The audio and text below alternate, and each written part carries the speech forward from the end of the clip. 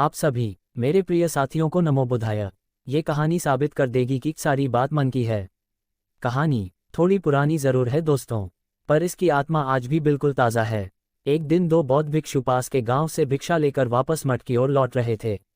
उनमें से एक बूढ़ा भिक्षु था जिसे काफी अरसा हो गया था संन्यास लिए, और दूसरा एक युवा भिक्षु था, उसने हाल ही में संन्यास लिया था। दोनों शांत भाव से अपने रास्ते पर चलते जा रहे थे। रास्ते में नदी पड़ती थी जिसको पार करके जाना पड़ता था। आजकल बरसात के कारण वो उफान पर थी। जब वे दोनों भिक्षु उस नदी के तट पर पहुंचे तो उन्हें वहां एक स्त्री दिखाई दी जो नदी पार करने की कोशिश कर रही थी। वह इतनी सुंदर थी कि किसी अप्सरा से कम नहीं लग रही थी। पानी से भीगे उसके वस्त्रों से उसके सुकोमल अंग झांक रहे थे। स्वर्ण आभूषण उसके रूप को अनुपम दिव्यता प्रदान कर रहे थे, मानो वह स्त्री किसी विश्व सुंदरी से कम नहीं थी। जब भिक्षु उस स्त्री के पास पहुंचे तो उस स्त्री ने उनको प्रणाम किया और बताया कि वो यहाँ के राजा की कन्या है जो शिकार खेलते हुए भटक गई है। नदी के उस पार उसका नगर है। उस कन्या ने दोनों भिक्षुओं से विनती की, कृपा करके मुझे इस नदी को पार करवा दें। नदी का वेग मतलब पानी का बहाव काफी तेज है, इतना ज्यादा है कि मैं अपने शरीर को संभाल नहीं पा रही हूँ। दोनों भिक्षुओं ने नदी की ओर देखा। किनारे के उबड़ खाबड़ पत्थर, तल की चिकनाहट और ऊपर से नदी की धारा का वेग, कुल मिलाकर उसे पार कर पाना किसी कोमल मनुष्य के लिए अत्यंत कठिन था। परंतु समस्या सिर्फ यही एक नहीं थी, समस्या एक और भी थी। भगवान बुद्ध ने भिक्षुओं को नारी से दूर रहने को कहा था, इसीलिए वो उसको पार नहीं करवा सकते थे। नारी स्पर्श से तो अब तक संचित समस्त साधना एक क्षण में नष्ट हो सकती थी। बूढ़ा भिक्षु अभी ये सब सोच विचार ही रहा था और युवा भिक्षु आगे बढ़ा। उसने उस स्त्री को अपने कंधे पर उठाया और नदी में उतर गया। बूढ़ा भिक्षु ये सब देखकर हक्का बक्का रह गया।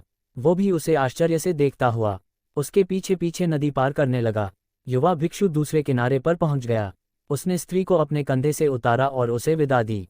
वह स्त्री भी उनको प्रणाम करके चली गई। युवा भिक्षु शांत भाव से मठ की ओर बढ़ने लगा। पीछे पीछे बूढ़ा भिक्षु भी तट पर पहुंचा। पहुंचते ही उसने युवा सन्यासी को उपेक्षा के भाव से देखा। बूढ़े भिक्षु की आंखों में क्रोध और दुर्भावना थी। उसने युवा भिक्षु की तरफ मुंह फेरा और शीघ्रता से मठ की ओर पांव बढ़ाने लगा।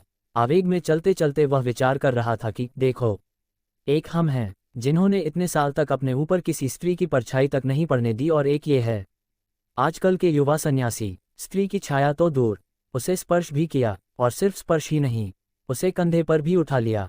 रुको, अभी मठ में जाकर भगवान बुद्ध से इसकी शिकायत करता हूँ। ऐसे नीच को तो संघ से ही निकाल देना चाहिए, और भगवान बुद्ध से भी ये आग्रह करूंगा, आगे से इन युवाओं को दीक्षा ही नहीं दे।